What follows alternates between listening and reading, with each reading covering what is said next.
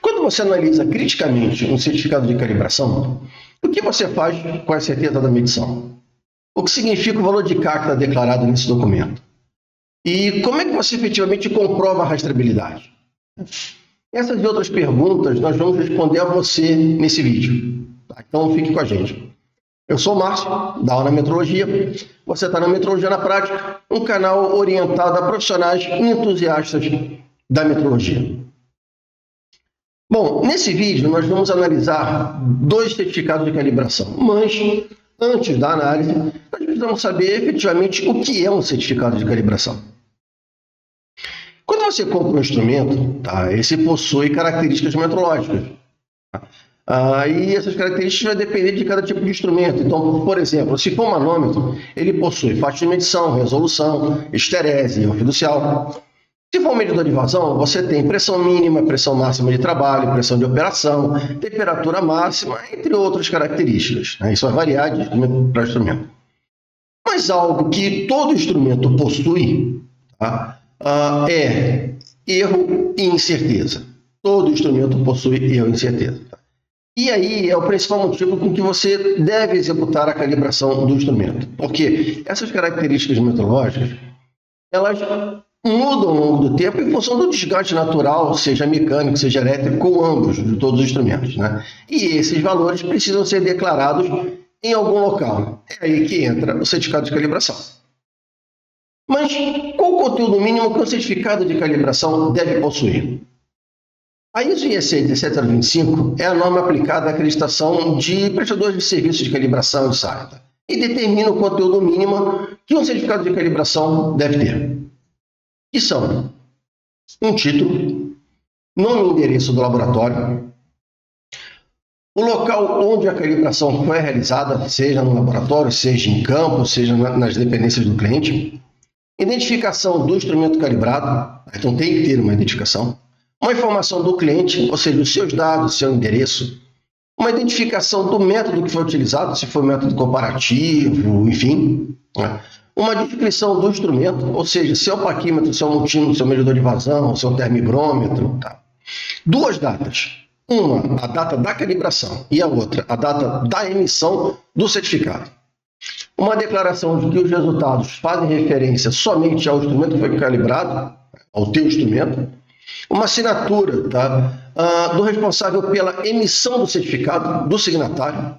A incerteza de medição, fundamental porque é ela que determina, né, ela que comprova a rastreabilidade, as condições ambientais, tá, e os resultados obtidos antes e após a calibração. Isso é um ponto muito importante, tá?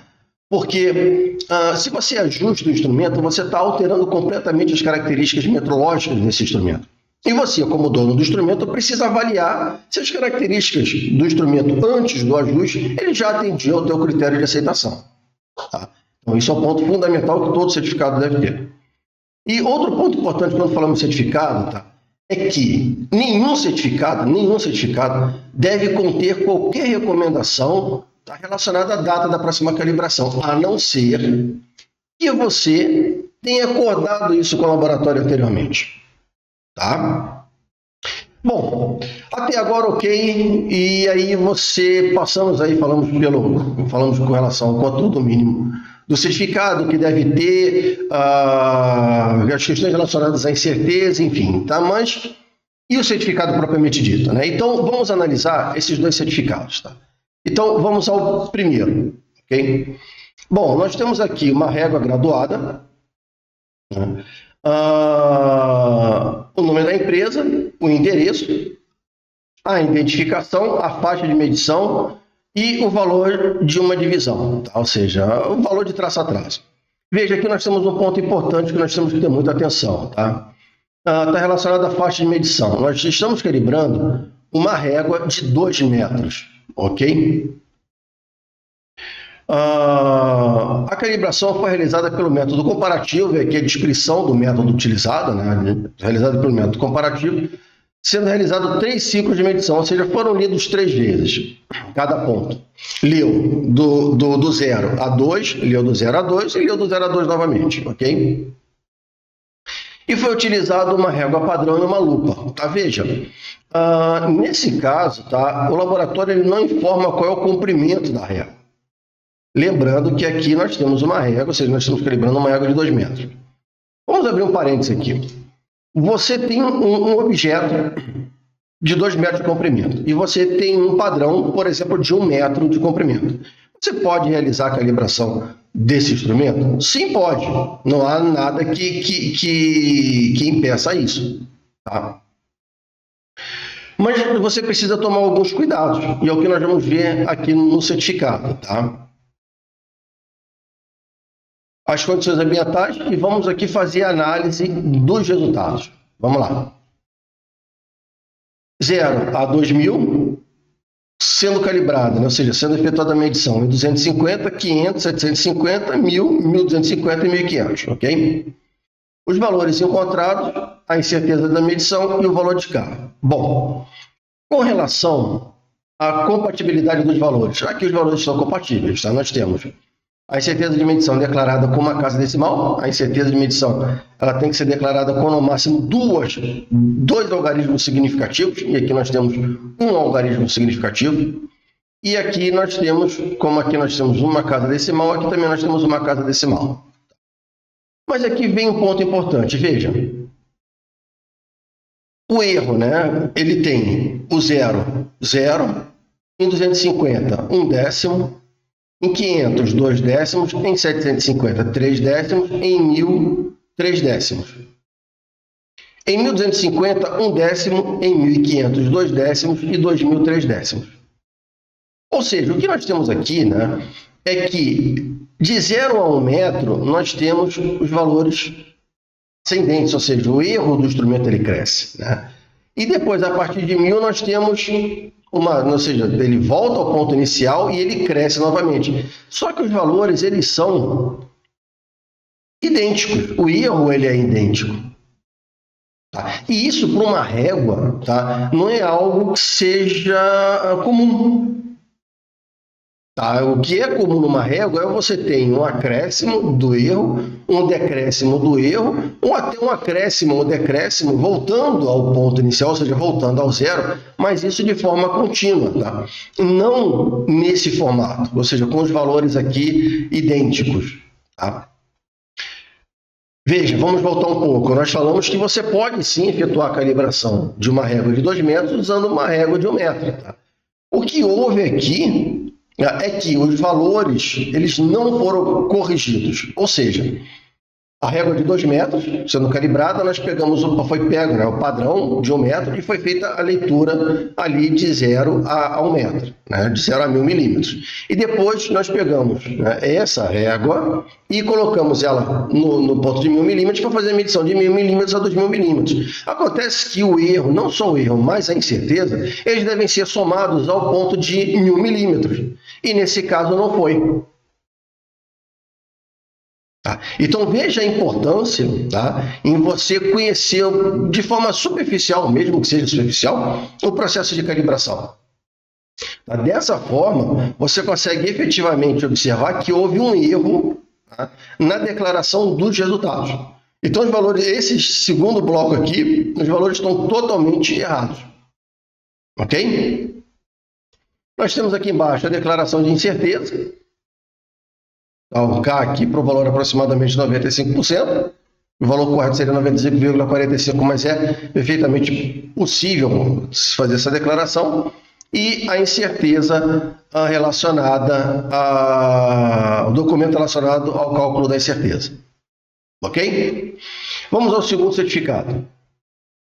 Nós temos aqui o cliente, o equipamento, tá? Então aqui nós já temos um problema porque nós não temos nem identificação, nem o número de série, então nós não sabemos que instrumento é esse, nós não temos como relacionar o instrumento ao documento.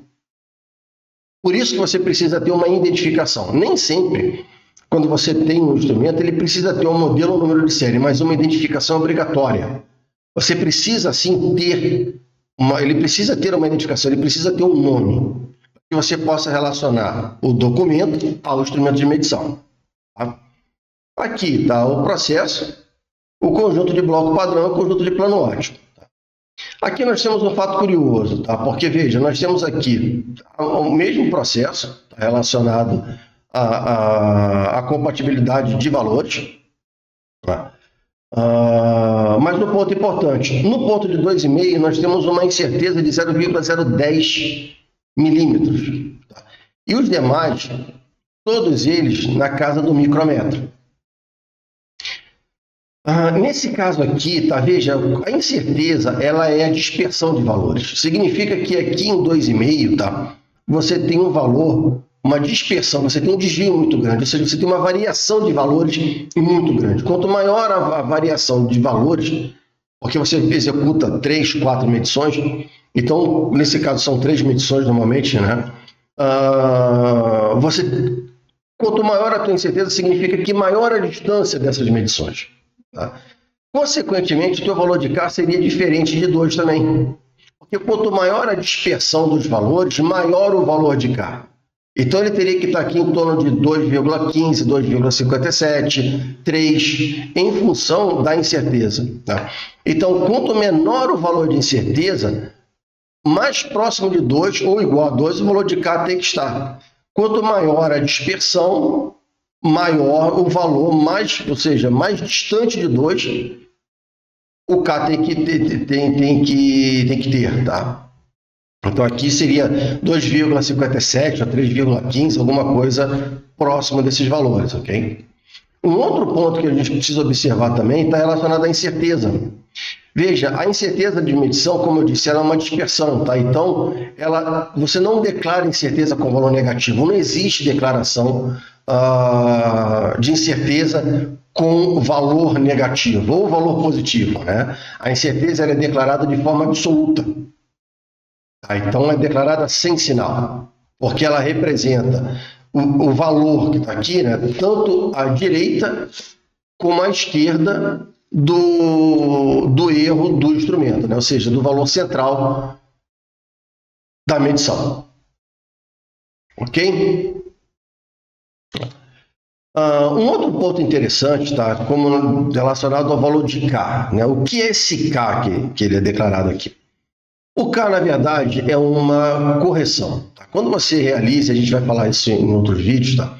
Mas quando você executa uma calibração, nós usamos poucos valores. Normalmente são executadas 3, 4 medições, quando muito, né? Normalmente são 3 medições, 3 repetições, né? E quando você declara uma incerteza, essa incerteza ela precisa ser representada por uma distribuição normal, né? E por ter poucos valores, a gente não consegue fazer isso. Matematicamente, isso é impossível, né? Então, o valor de K nada mais é do que uma correção dessa curva. Tá? O que representa, como eu disse, né, há pouco, a dispersão dos valores. Então, vocês devem ter muita atenção com relação ao K quando ele está associado a uma incerteza. Quanto maior a tua incerteza, tá, maior o valor de K. Quanto menor a tua incerteza, menor, ou seja, mais próximo de 2, o valor de K terá. Tá? Um ponto importante, você nunca terá valores abaixo de 2. Tá? Então, se você encontrar um certificado de calibração com 1,96, por exemplo, tá? A probabilidade ela não é de 95,45%, e sim provavelmente de 95%. E isso faz uma diferença muito grande, porque o ISOGAN e outros documentos que determinam como a incerteza deve ser calculada, tá? A probabilidade utilizada em metodologia é de 95,45%. Ok? Bom, se você gostou desse vídeo, se ele fez sentido para você, deixa teu like, aperta o sininho, mande esse vídeo para outros profissionais que, assim como você, se interessam pelo assunto, e nós nos vemos em breve. Tchau!